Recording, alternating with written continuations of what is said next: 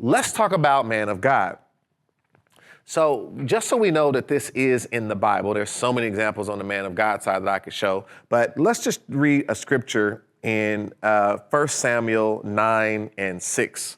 Just want you to see this term, this phrasing is in the Bible. 1 Samuel 9 and 6, and he said unto him, behold now, there is in this city a man of God, and he is an honorable man. All that he saith cometh surely to pass. Now let us go thither. Peradventure he can show us our way that we should go. And so there were real men of God that God had called them. And when someone is a man of God, you can go to them to hear from God, because God actually is using them to actually give guidance and wisdom and knowledge and direction to his people. If someone is a real man of God, then they're going to be able to give you direction from God, right? They're not just being used to fulfill God's will. They're actually someone you could go to hear from God. So Isaiah, you could say, the prophet, he was a man of God. Jeremiah, he was a man of God. Elijah, Elisha, both of them, they were men of God. We can see Daniel, he was a man of God.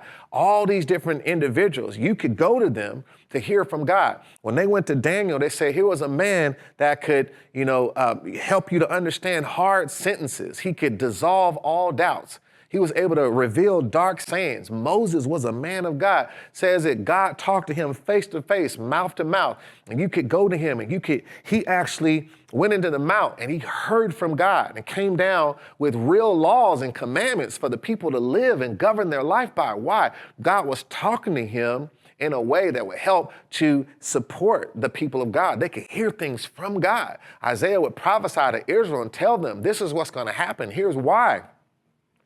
He would tell them that someone was coming. A child is going to be born. A son's going to be given, right? He told them that Jesus was on the way. Told them that a king would reign in righteousness, that there was another king coming, right? All of these scriptures that were there. Jeremiah, he talked about things.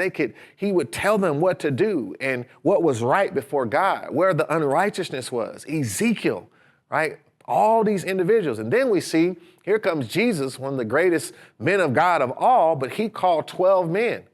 And he began to teach those apostles. Those apostles were men of God. And they began to put a ministry together. And all those elders that you saw in the early church, those were men of God. Why? They were working through an order that God ordained. And so when you start finding real men of God working in the order that God has developed, then you're going to be able to hear from God in a great way. So let's go back to the whiteboard.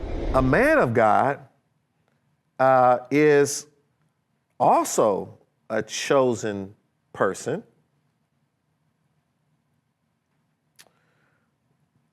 to speak and guide